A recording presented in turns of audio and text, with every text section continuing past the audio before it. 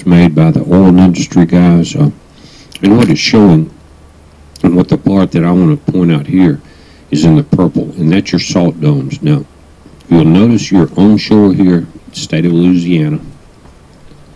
You're going offshore into your shallower rigs.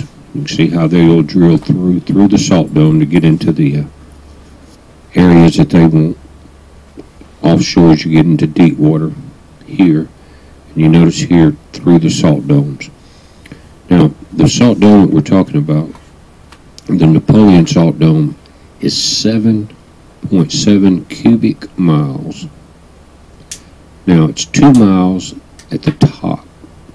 If the entire thing collapses there, that section and none of the other sections that are attached to it collapse with it, you could have a 2-mile crater. You could deal with that, except that all of this oil, natural gas, and radioactive storage has gotten into the aquifer, or fresh water for Louisiana, Mississippi, and that's going into the Gulf. This area, if nothing can be done about it, which I don't see technically how they could do it, is going to be ruined. It's going to be a petroleum wasteland into the Gulf of Mexico. Hold on. Guys, now this is an older aerial map. This is before the sinkhole, or right as it was getting started, but they took the information and put it on this map. Now the long green lines here are elevation maps, underground elevation map of the sinkhole. You're looking at the outer edge in the area that it encompasses in these circles as it guts off. Now you see a circle here, and we'll pull this up. Now, something very interesting, this is where the sinkhole is. This is that bayou and that pipeline that runs here. This is called the Acadian pipeline. If you go down, it crosses what's called the Florida pipeline. But what happened was some pipes got bent in this area. They noted gas coming up. You see here the platform, the original platform where you watch the crane going to trying to lift the booms into the sinkhole that's now covering this entire area. Now, the one thing about the images we're going to see, we've had a lot of water in the south. This is about 100 miles in a straight line from where I live, and we've had a lot of rain this January. So some of this is upper water levels, which is a good thing in a way that it's not all sinkhole that we're going to see. But the bad thing is that it is spreading that oil and that pollution. Now, backing this out, you can see this is LA 70 that you hear about in the news. Here's the Bayou Corn communities. Nice homes up here. Some of them go down the bayou and up through here, boat landings. Really nice properties. Been evacuated. They've been evacuated for months. Now, they're asking for a buyout, which was initially offered. They're tired of waiting, and now they're being refused the buyout. They're having to stay away from this area of motels, and they're ready to move on with their lives. But that's not happening right now. Now, one of the concerns, and they're not talking about it, and really we should stop calling this a sinkhole. It is a dome collapse. That's how I will refer to it. That's how the people that are really concerned are asking the people that are getting the information out to stop calling it a sinkhole. It is a dome collapse. That dome can collapse for a lot further than we're just in its side. And what happens with salt, guys, when you pour fresh water into it, because we tap the aquifer, it just starts dissolving those salt walls. That salt runs for miles and miles underground in both directions. Those domes come up like that. But anyway, it says here, elevated radioactive radium levels caused health concerns. It says the Louisiana Department of Environmental Quality released the results of testing for norms showing radium-226 was detected at being present at a concentration of 63.5. Now, guys, that is picocuries per liter. Now, also it says the radium-228 was detected at being present at 18.7 picocuries per liter. Now, while state officials are saying naturally occurring radioactive material norm is below hazardous levels independent testing has confirmed that both the 226 and 228 levels at the sinkhole are about 15 times higher than safe limits and state soil contamination standards. It says this radium is in the body is absorbed because it is chemically similar to calcium. The normal maximum guideline level for radium in surface water is 5 picocuries per liter. The state testing found 82 picocuries per liter in the water of the growing sinkhole. Radium gives off alpha radiation. This form of radiation is extremely dangerous if inhaled or ingested, and less dangerous if exposed by skin contact. Now I'm going to put a link to these videos, guys, to these information here. It says the health impacts associated or detected in the air and residential air consist of possible cancer-causing agents, respiratory irritants, skin, eye, nose, throat, lung irritants, cause headaches, nausea, vomiting, difficulty breathing, dizziness, lightheadedness, weakness. It goes on, joint pain, abdominal pain, and stress. Now, guys, this is the latest flyover, and this is across that bayou from the original site. Now here you pretty much see they've evacuated this first platform. Here's our sinkhole area. And this area is where they're going to build that new staging area that they're going to start the relief wells. And they're going to build that road all the way down this way. They've got to get that pressure off the aquifer. I'll show you.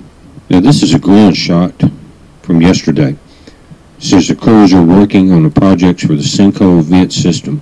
And that's what they're going to do. They're going down 1,000 feet. They're going to test the water in the aquifer that feeds the entire south, goes into the Gulf. They know it's already been polluted, and they're going to have the relief wells to try to take some of that pressure off. But this area, they're now saying the sinkhole area is 8.5 acres on the surface. But this is an update, guys. We're going to watch this. There are links on the website now for the seismic monitors in this area. You just go there and look at Bayou Corn, and you'll see that it's picking up some of this activity and some of the collapse. Heads up.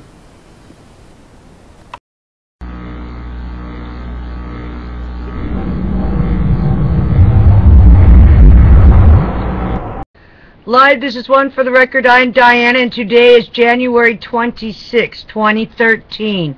I'll do an earlier news update for today in case everyone's going somewhere on a Saturday night. Alrighty then. I am attaching Dr. Deagle and also a sinkhole flyover. Let's go first to the Extinction Protocol 2012 and beyond.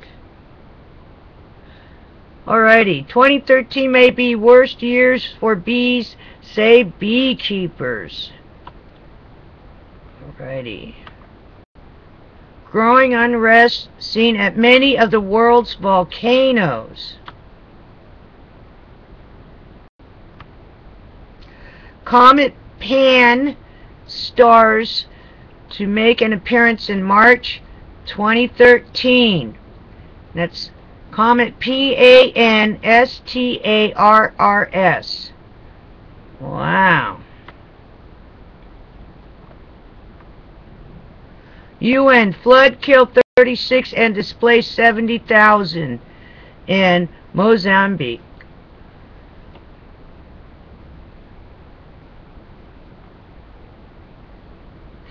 Britain on pace for unprecedented triple-dip recession.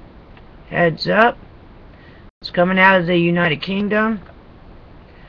Wild rabbits wreak havoc on parked cars at Denver International Airport.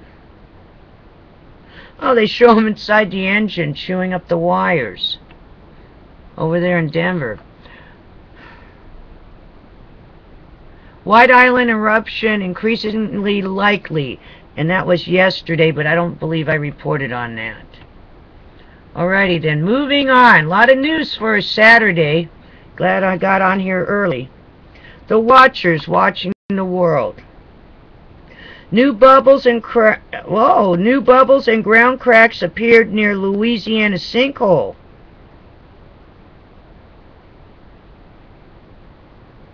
Haze continues to hover over northern India and Bangladesh. Okay, I already reported on that.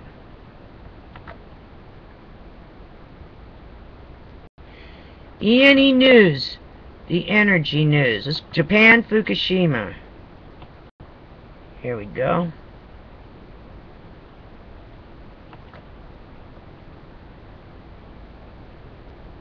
I guess it's coming up. There we go. Former Prime Minister Khan, K-A-N, evacuation after Fukushima could have reached 50 million people. Also today, tears during UN presentation, children trapped in high radiation areas after Fukushima disaster, living and going to school with radiation levels of Chernobyl's mandatory evacuation zone.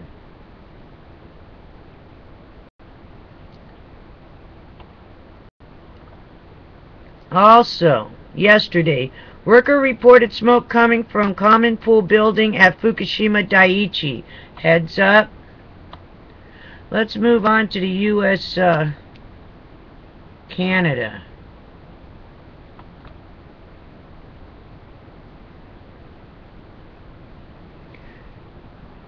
No, only yesterday, nothing new. Newspaper bubbling seen around new pad near giant sinkhole. Alrighty then. It is still one day of the weekend, and we still have another day of the weekend. So, take care, enjoy. I'm attaching Dr. Bill Deagle's Nutrimedical report, the Earth Changes part. And it's a good listen. There's no pictures, strange pictures going across it. I don't, it was a radio show. Listen to it the way it was meant to be listened to.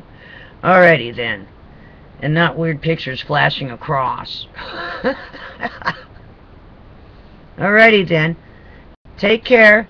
And I'll see you again tomorrow on the flip side. I'm also attaching BPEARTHWATCH's channel. Alrighty. He sounds like Mr. Comet Watch.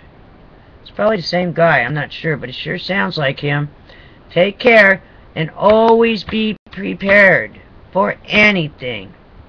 See you on the flip side tomorrow.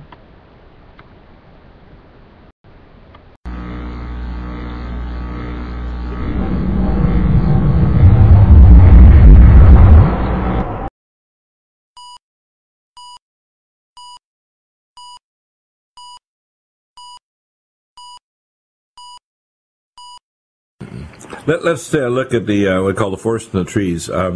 We have a couple of different events converging. We have Fukushima Daiichi, which is now a year and a half ago, almost 2 years ago now, coming up. We have the Macondo drill problem, which has still displaced the loop current. You were the one actually that sent that story over to us, and we confirmed with the Frascati Institute and Dr. Zangari, who's also working with NOAA. You're the source of both those stories. The fact is they have moved heavy equipment away from the coast. They are worried about different earth changes occurring. We do have reports that in the next 2 years, coronal mass ejections are going to cause major devastation to the power grid in North America. We have had Michael Malouf on, who's inside the government for 30 years in multiple departments. And his book is literally, in a sense, tame compared to the reports of Michio Kaku, the physicist, and 40,000 scientists who are petitioning the Senate and Congress. We have no action whatsoever on the part of the government to deal with either monitoring radiation coming from Fukushima, hardening the grid, improving the power blackout status of from cyber attacks, which are getting increasingly active from not only Iran but China, from the Blue Army. And we have increasing evidence that the Chinese have got troop movements and activity in Mexico and on the Mexican-Guatemalan border. They even have missiles based there. We have the Russians, and this is something that happened yesterday. I don't know if you knew this, but I talked to Alexander Bachman that there was a major explosion at a deep underground base where they had these centrifuges making highly enriched uranium. And we believe it's a Mossad operation that happened yesterday. Possibly hundreds of scientists are trapped down there and technicians. Many of them are Russian. They're the ones leading this. They started their contract in 1975 to build a BPEAR reactor. This is, if you want to call it a shot across the bow. Russia is directly involved with the BPEAR reactor. Their scientists are probably dead or locked down there, miles down, in one of the deepest facilities in the world. They knew they couldn't get a bunker buster down there, so somebody obviously had some kind of explosion that literally closed off the tunnels to the high-speed centrifuges. So if you put it all together, they kicked the can down the road to May 18th for the debt ceiling, and they basically said, well, whatever we spend, we're going to just tack onto the debt. This is Bonner and a bunch of idiot Republicans that went along with this because they didn't want a downgrading of the debt. When they're printing more money, they're devaluing the money in your pocket, your pension funds, and your mortgage. As we speak, we're heading toward a financial Armageddon this year.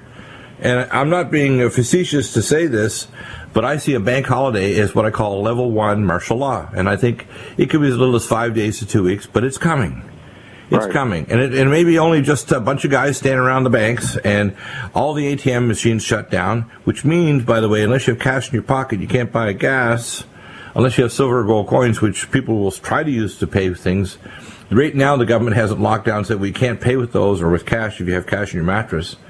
But the fact is, most people, only about 6 or 7% of transactions are cash. Most people don't even have cash. They got bank cards. Well, here's a heads up, Dr. Bill. People who keep large amounts of cash, generally it's $100 bills just for convenience sake. There's been scattered reports, I know you and I have talked about them, of new $100 bills that will be issued. I think people may be well advised to transfer those $100 bills into $20 bills or into coins. They're going to leave coins alone because it's not worth messing with. And that would be dollar coins, half-dollar coins, and so forth. Just plain coins, not even silver. So you have something that would have recognizable value and would not have to be turned in for new currency, which is something that's been done in other countries, not in our country, but it has happened before. And we got these reports, for example, the armored car robbers that robbed an armored car and got money they couldn't do anything with because it was the wrong color and has not yet been issued. So people need to do something to protect themselves. In other words, they got money pre-issue is what you're saying. Exactly. Yeah, you're talking about rainbow money is what you're talking about. They stole rainbow money that was in a bank, locked in a pallet, stuck in the back of the bank vault that the bank wasn't yet authorized to use. I think it was an armored car is what it was, but regardless. Something else. I don't even actually say this is real news. Just pretend we're making it up, but it's actually just reading from reports we get or contacts we have inside the government, inside Homeland Security and the Pentagon and Special Forces, which you have and I have. And when we compare notes, we say, oh my God. And when people want to kind of spit on us, let me tell you out there, you got to get out of the dollar. You got to get out of dollar-denominated things. You better get your food, water, and everything, your self-protection ready this year. You better decide that you are a prepper. If you're not a prepper, God help you, because within 3 days, there's not going to be food on the shelves. And if you just have something like a 5 or 10 day bank holiday, you cannot imagine what people get like on the 4th day. Day 4, just like it is to say in Israel, when the body rots, the society rots too. It gets really nasty. Absolutely. Yeah. So, John, tell us more. What's happening in your show lately? And of course, I've been focusing a lot on the Second Amendment and making sure that I was quoting United States Code Title 10 this morning. Once you understand who the militia is, the argument's finished. The federal militia of the United States, by current law, not antiquated, out-of-date law, but current law on January 25th, 2013, all able-bodied male adults in the United States, under age 64 and younger, all able-bodied adults, 64 and younger, are part of the federal militia. Now, in most states, that's 45 and younger for the federal militia. I got that backwards. 45 and younger for the federal militia, all adult males. Now, in most states, the state militia is adult males and females, 64 and younger. Right. So most adults in this country are either members of the federal militia or the state militia, or both. And it's not an option. It's not something you have any choice about. You're a member of the militia if you're an able-bodied man or woman age 64 or younger. That's right. The way it is, and that's current law. But I want to have people They want to ban are the weapons most suitable for use by the militia. Centerfire rifles that accept detachable magazines or semi-automatic. Right. So what we're having is a situation where they want to disable the militia now. Just use, pretend we'll use our thinking caps, just like, one of these children's programs on television, and you hear the music in the background, da, da, da, da, like the game shows. Right. Let's pretend it's, one of these things doesn't belong here kind of thing. What reasons do you think in their crazy mind they'd want to do to disable and disarm the public? What's the reason? Especially when they're heading toward financial Armageddon, where they're printing money like it doesn't exist, and out of thin air, and they're doing a criminal activity which is thieving out of everybody's pocket, not even Americans, but anybody anywhere in the world that has anything denominated in U.S. dollars. They can be a prostitute in Bulgaria they're being stolen from. The historical and legal obligation of the militia, federal and state, is to defend life, liberty, and property. That is the historical and legal obligation of the militia, both federal and state. Right. Well, one of the things I tell people repeatedly is they should get into local militia by contacting the sheriff, getting a concealed carry permit, and learning how to use their guns and properly store them in their home. They should get, they don't even necessarily join a full militia where they go out in a big group, but they should talk to their sheriff, get deputized, and be ready, and also get involved with CERT, which is the CERT training with your local fire departments. Become a volunteer fire person. Have an emergency bug-out bag and kit for emergencies. Remember, when things get really bad, you may be the only emergency or medically trained person around that can deal with a fracture, a wound, flying debris, or anything. And if you don't have these basic skills and even very basic equipment like tourniquets, things to irrigate wounds, things to deal with splinted fractures or compound fractures, you're it. You're the only one around. And don't expect an ambulance to arrive because they're going to be freaked out or at home. So, John, tell us what you recommend, and maybe we can go over that list because I guess we have a lot of time together today, so you'll be able to do a lot more talking than usual. Okay. What do you tell people? What do you tell people to do? Because I don't think people grasp. One of the things I find, we have the best of the best here in Genesis Network, listening and on these private radio networks, but even they don't grasp the urgency of this. It's always good to be a year early than a day late. I mean, if you're a year or two or 3 years early, my God, you can't imagine how desperate it'll be if you don't have enough food, water, or self-protection. Well, you can't imagine what it'll be like if you get an army of guys on motorcycles come up your driveway and say, give us all your stuff, we're going to kill you on the spot. Let's talk about the goal. The goal is to live a life where you do not have to live a life of anguish or fear because of what the government may or may not do. That's the goal. Now, to achieve that goal, first get your spiritual house in order. That's the single most important thing anybody can do for themselves. Exactly. If you haven't done that, I don't care if you've got several semi-tractor trailer loads of food and supplies and so forth. If you haven't got your spiritual house in order, you're hopelessly lost. So do that first. Right. And then after that comes water. Water is number one. Potable water. You cannot live for more than a couple of days before you die a miserable death from lack of water. So get yourself, and I know you have some water filters you offer at your website. Yeah, we have a couple of. We have the Pure Water system, which I call our base station, which is a BEV 200 with a 12-volt pump. But we also have the Ready Store with the straws and the pumps and the other things, and you have them on your website too, thelibertyman.com. I do, but Dr. Bill, there's over 300 million people in this country. There's not enough water filters for everybody that needs one, is there? If everybody actually took us seriously, even let's say 5% of everybody, let's say 5% of the people listening today, we either live or rebroadcast, decided to do it, the water filters available through pretty well every company would be gone in a week. They'd be gone. That's right. Gone. People don't know that.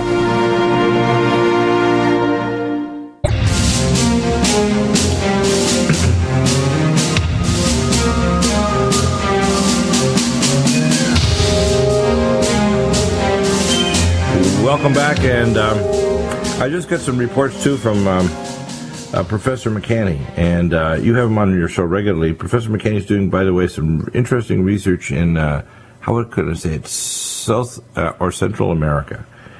This is since December 21st. He's found some very interesting things, in which we won't give any heads up on. But we do want to say that there's a number of things happening this year. First off, the Current H3N2 flu is the worst in 45 years. It is the highest replicant count, so it's killing more people than any flu in 45 years. It's a prelude to a pandemic, because you know they want to have a swine flu or swine avian flu pandemic somewhere down the road that will really kill people. This one is warming up, and it's likely to be not peaking for the next 4 to 6 weeks, which right now in the last week or two, it's considered 8.4% of the cause of deaths in America is due to this flu. That's a lot. Flu or pneumonia caused by this flu is killing a lot of people. And some of them, they say they have pre-existing conditions, but I'm sure it's killing young people too, just like 3 years ago. But it's more lethal by a fairly good margin than the 2009 flu. So that's a big deal. The next thing is the idea of CMEs. We have coronal mass ejection, space weather, and people need to realize that we're having an awfully cold winter in the north. I talked to Robert Felix, who can't come on the program today, but Robert was telling me that he's looking at all the reports.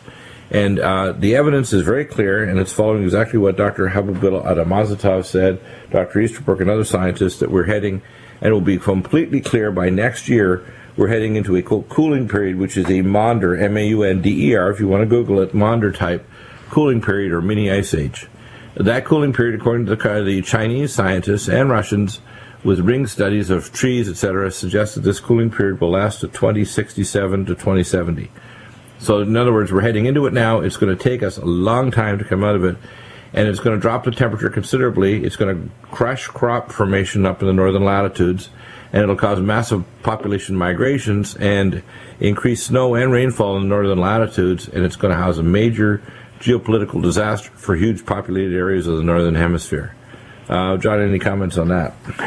Well, you have to have global warming before you can have global cooling, which, of course, the planet is warming up from the inside out, which is causing freshwater ice to melt in Greenland and the Antarctic, which, of course, will eventually lead to a new ice age. Right. In other words, what happens is you heat up from below, you have the permafrost melting, and you have increased injection of water into the atmosphere. You also have an area of the cosmos where there's a lot more cosmic particles that act as micronuclei for raindrops. And because we're in this zone of space, we're going to have increased rainfall. And rainfall turns into snow. Snow turns into changing the albedo of the Earth, and eventually your temperature crashes, and it doesn't have to crash far. 5 to 7 degrees difference is all you need, and you got a major, major catastrophe in terms of accumulated snowfall. For even a full ice age, we would call a 105,000 year type ice age or 11,000 year ice age. So I think we're having at the very least a cooling period, and that means that we're going to have a lot more food shortages, and we're going to have a massive forcing of population to southern latitudes.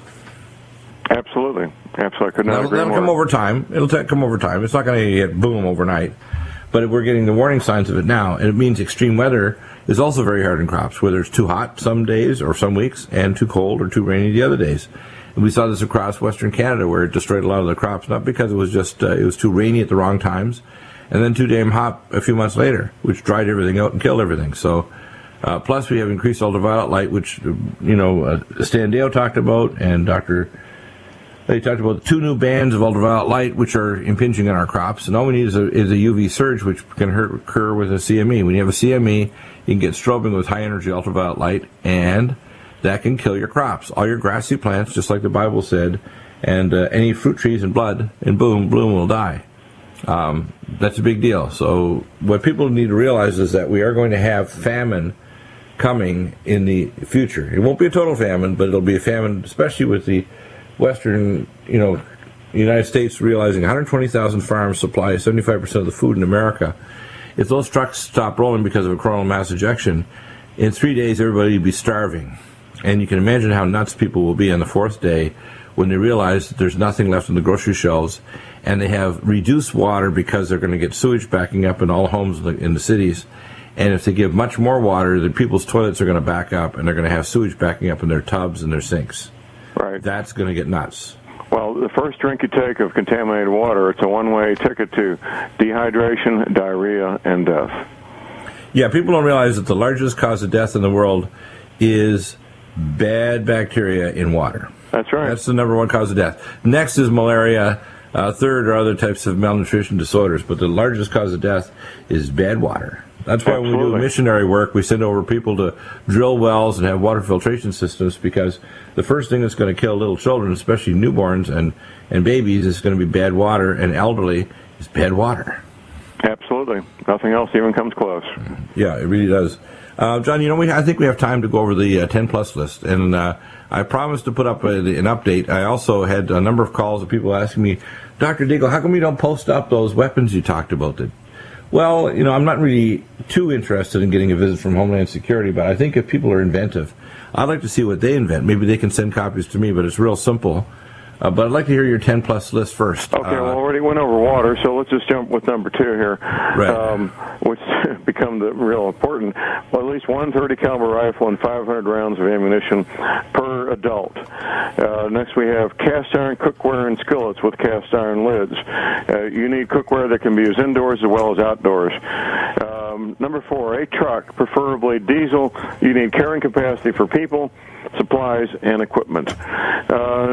Next on the list, a heavy-duty canvas tent, 4-season tent, or heavy-duty canvas tarpaulins for emergency shelter for yourselves or unexpected guests. And by the way, the one that I recommend now that you might want to even carry on your site too, it's a fantastic tenting system, which I strongly recommend is the better option even than having a getaway cabin or an RV, is to get a Turtle Tough shelter. These will withstand is good equipment, and if you can get your hands on them, by all means do so. Yeah, and the smaller ones are 16 feet across, 8 feet high, will hold 10 people. The larger one, which is 25 feet across, 9 feet high, will hold about 25 people. And these are, the prices are about a quarter of these 4-season heavy tents. They're carryable in the back of your minivan or your truck. Their packages of the unit, pieces of it, are no more than 50 pounds, so a strong woman can carry those, and it can be erected by 2 people in about 3 hours. So these are ideal, plus they have the way they tarp it up. Even if you had water that was flooding in, it won't flood into your tent, because it's going to have it zipped up on the inside. You can even have a part of it as a greenhouse. You have a stove in the center of it. You can have LED lights and a little package. Right, to have those LED are some lights. options that they offer, which are really great options. Yeah, I'm planning on getting a Turtle Tough shelter. I think this is better than getting an RV. I think, as you mentioned, you need to get a truck that's primarily diesel or can use biodiesel. But the next step, and it has to be pre-EMP. In other words, it doesn't have electronic ignition crap in it, so it's an older truck. And then people should get a Turtle Tough shelter. This is a big deal. The number 6 on the list is 900 pounds of grain per person per year. Now, 900 pounds sounds like a lot. It's 18 50-pound sacks that you can get for anywhere from $10 to $20 per 50 pounds. Properly stored so the weevils won't hatch out and live. I recommend at least 2-year supply per person. Yeah, and by the way, you can buy oxygen concentrate. You can buy oxygen absorber packs to put in the big buckets. And you can even bubble in and put in basically dry ice, which will help to push out the air out of there, too. Dry ice is good. Absolutely. Number 7, a comprehensive medical kit. Are you offering any of those right now, Dr. Bill?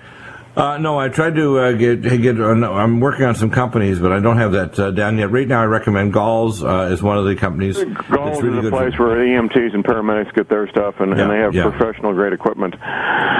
Number 8, this is kind of generic. Heavy leather, high top boots.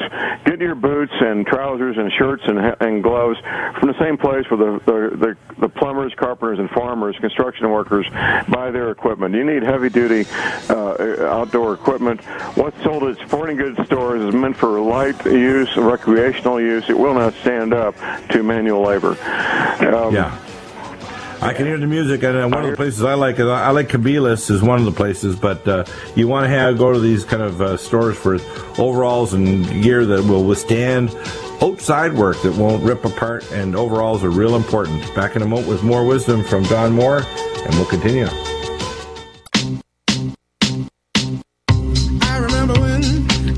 I remember when I lost my mind.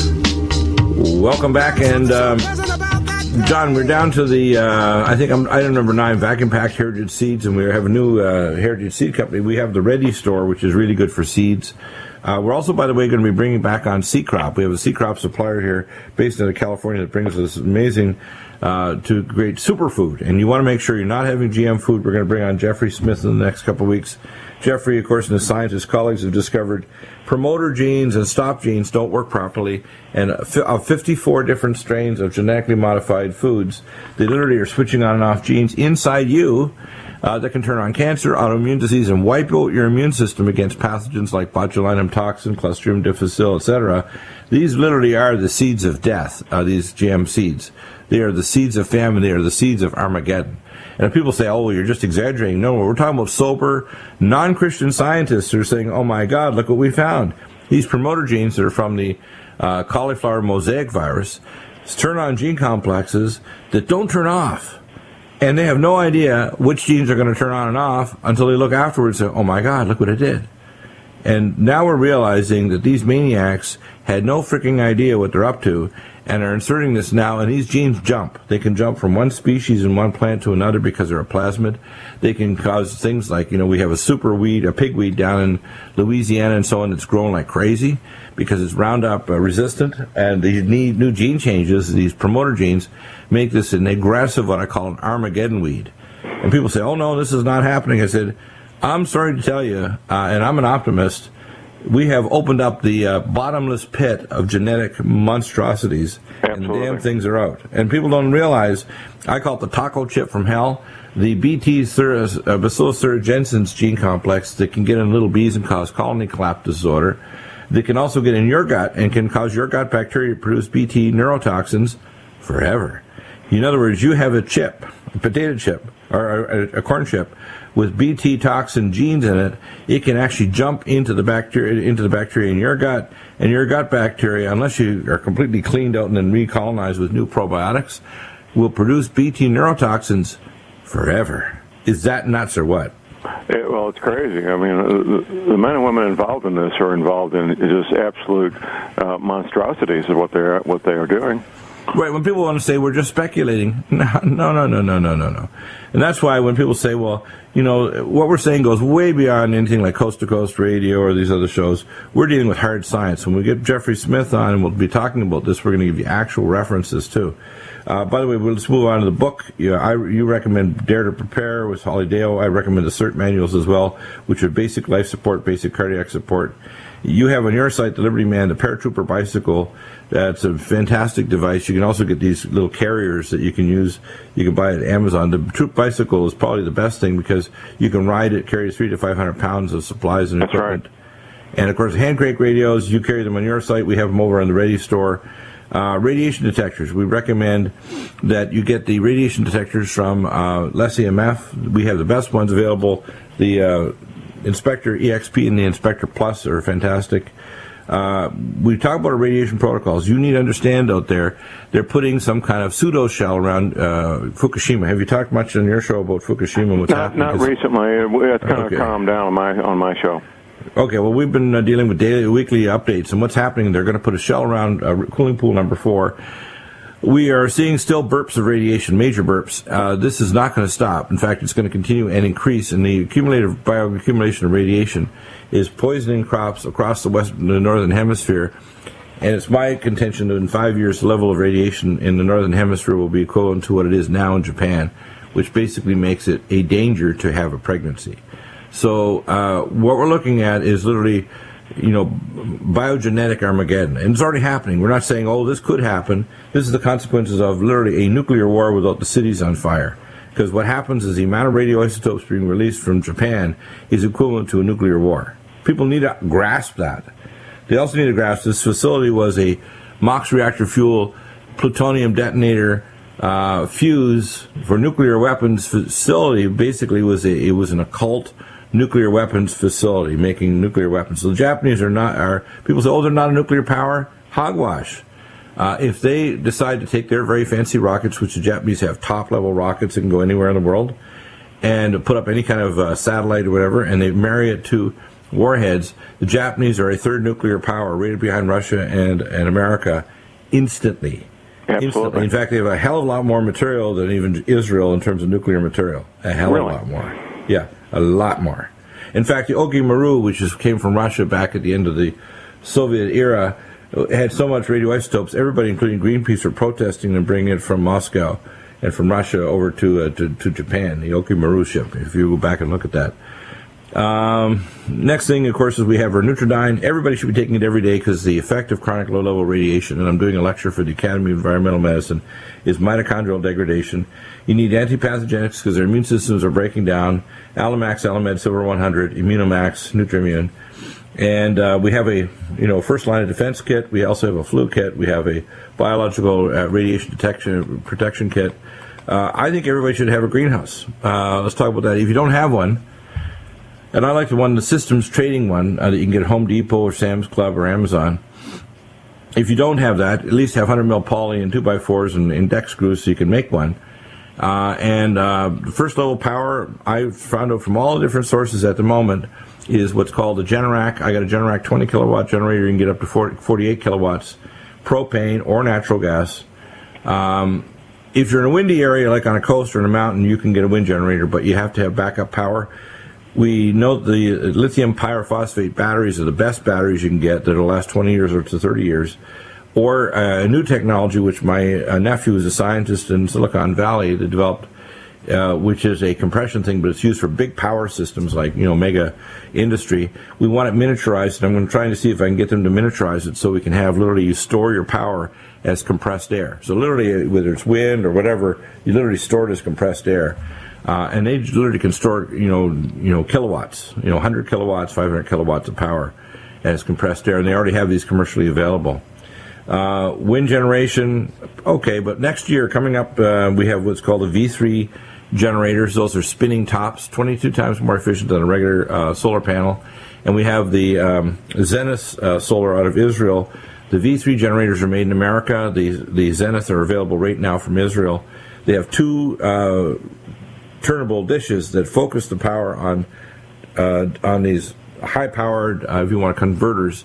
They'll generate 11,000 watts of heat and 4,500 watts of electricity every day in the average latitude. That's a lot of power. That's a lot of power. So one of these doesn't take too much space. There are two poles. The dishes are about 10 feet across. They follow the sun around, and they're super efficient. So there's two different technologies. The V3 will be coming on the third quarter. The Zenith Solar is available now, but you got to ship from Israel. And I'm trying to find. They have done tests here in California of the Zenith Solar system out of Israel, and their scientists there are top notch.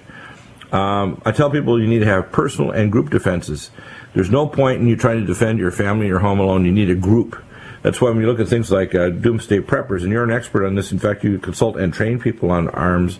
And we have, of course, the Castle Defense System as well that is available. So talk about that for a minute, John, because this is important. It's not just getting trained in arms, it's getting trained in group defense of a place, or if you want to call it a village or community. Because the 2-week rule is 2 weeks, hunker down your home. 2 months is about the maximum you can stay in your home, no matter what the hell happens. After 2 months, you need to be in a remote location with a group of people who can defend and literally reestablish civilization.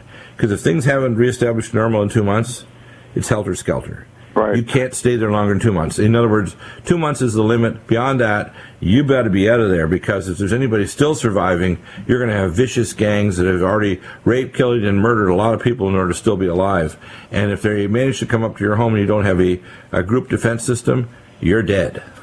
Absolutely. Well, we don't have time to really go into any detail, but basically people need to organize themselves, train as a group, and elect a leader to lead them in time of a crisis. You can't have group decisions when there's a gang at your doorstep. You need to have a leader that will make the decisions for the group. You can get the DVDs, by the way, from Greg Evenson. If you just Google his name, his website comes up, although he's kind of hunkered down now in northern Michigan because he expects the, quote, proverbial to hit the fan. I'm going to do a major update to this list because I think there's a lot of new things that have happened. I like doomsday preppers, but you got to take it with a grain of salt. What we try to do here is just say, if you're not a prepper, why? Do you have an answer, John? I don't know why. Well, what's the excuse? All our ancestors were. The reason why we're still alive today in the 21st century is because our ancestors were preppers. That's right. A very short period of time after the Second World War where people got lazy is an anomaly. if we are not preppers, there will be no future generations of mankind on this planet. Agreed. With the disasters coming. And preppers, I'll tell you, once you're prepper, you also notice that you feel spiritually and mentally better, and you have enough to be able to help your local friends and neighbors. But the most important thing, we have to inspire everybody. Your greatest danger is not disaster in terms of climate and other things. It's your unprepared neighbors.